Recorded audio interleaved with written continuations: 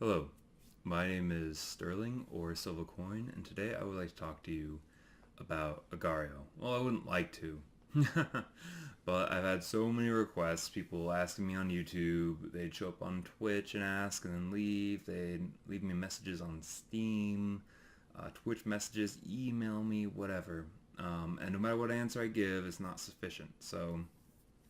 Or they're not around long enough to hear it.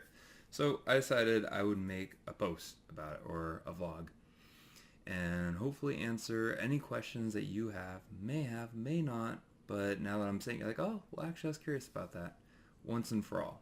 That is my hope. So let's start from the beginning, huh?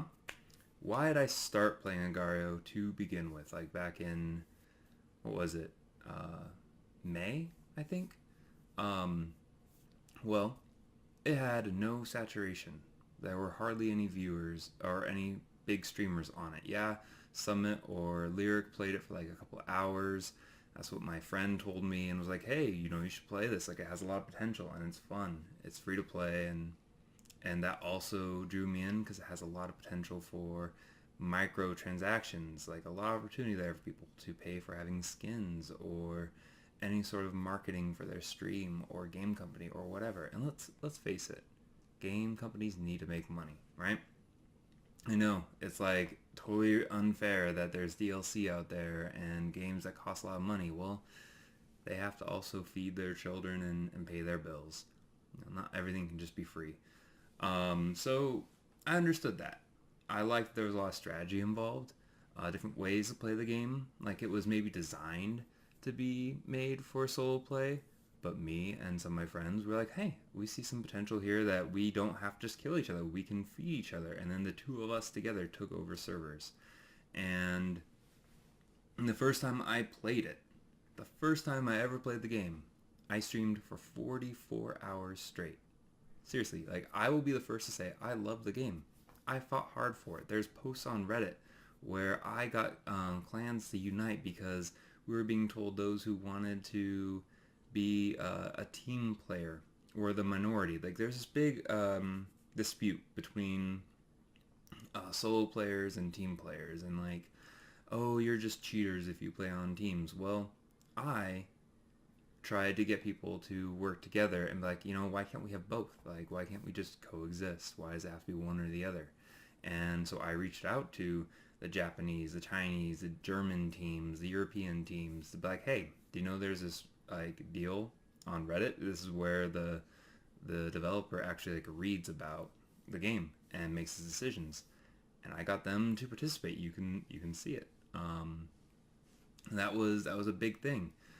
Um, and then Zeech still responded with removing and disabling server joining, which made it really hard on stream for people to play with me. We made it really hard to have a team, to share ideas and see people learn from their mistakes and do things on their own. I didn't have to be the biggest person, which was great.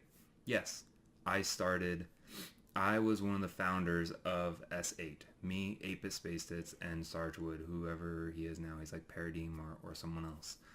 We don't really talk very much anymore, and we don't stream together. And then the others of S8, they became ZT. And most of those players are now retired. Whatever the hell that means. They're like, oh, I'm retired now. I don't play Agario anymore. They didn't really ask why, but they play CSGO or League of Legends or Fallout or whatever, or they don't play games anymore, and they're just gone. So that's sort of it.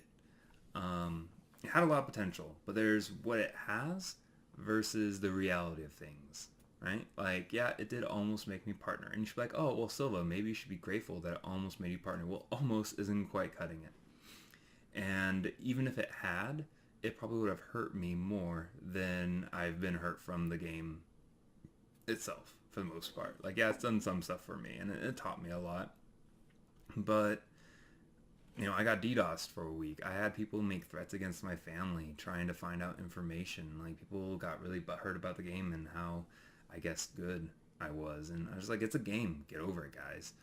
But I got DDoSed for a week. I had people post personal information about my family. Real life issues ended up happening. I couldn't stream only. I don't want to shatter. I kind of do. I want to shatter your misconceptions. Like, I don't make any money off streaming on Twitch or YouTube. Like, yeah, I do, but most of that comes from donations. People would send me money via PayPal, and it's nowhere near enough to live on my own, pay the bills, pay for my phone, my cat, anything. So I also work. It results in me maybe getting a few hours of sleep a day. But because I'm passionate about this, I like sharing content with you guys. I have another job so that I can sustain doing what I'm doing. And that's just the reality. Now, I made a post about that, or a vlog on YouTube, and then like a week later, I lost 500 followers. You know what? Peace to them. That's what I have to say. Because I want people who actually want to be a part of the community and not just here because it's a fad or because it's the top viewed channel for a particular topic. I don't need you. I don't want you. I'd rather have the 20 or so people who watch me now consistently, and I interact with them. I get to learn about their day, where they're from. I have people from all over the world. That's the beauty of Twitch. I want them rather than like 1,000 bots or trolls or whatever. Like, I'm cool with that. Um, and though I did fight for it on Reddit, the developer made his decision, and the sad reality is, no matter how hard you fight for something, if the developer doesn't listen to the community, then there's nothing you can do. Like, some good examples of developers listening to the community. XCOM. In XCOM, there's a Long War mod. Guess what? A lot of the stuff from the Long War mod is now incorporated in the base XCOM 2 game that's coming out in 5 days. That's a great example of the developers like, the players seem to like this. Maybe we should do this. That sounds good. Now, you might be like, oh, well, now you can play on teams. There's like private matches and you can 1 versus 1 on Agario. That's great. Too little, too late. 100 or so players in Agario is garbage. It just is in the grand scheme of things. There were like 300 or so thousand when when I was playing it. It's completely dwindled. There's one person who streams it and does okay, maybe has about 100 viewers on Twitch, but that's nothing. That really isn't. It's not gonna grant him anything. And what's gonna happen when he stops playing it? Are they gonna still watch him? I don't know. I wish him the best, but I think it's a mistake. So I hope this answers your questions that you may have or may not have had. There are other games I'm going to play. Like, I've been playing Fallout, I've been playing Rainbow Six Siege, I'm playing a lot of XCOM, getting hyped for XCOM 2. Recore's coming out, Star Citizen looks really cool. The Division has potential. We'll see what they do with it. But it's not Agario. It's not. And if people have any questions, post them below. Like, if you're like, hey, you know what? I still watch you, even though you don't play Agario anymore. Great, let me know, because you be in the way minority. Most of the people, they left, and that's okay.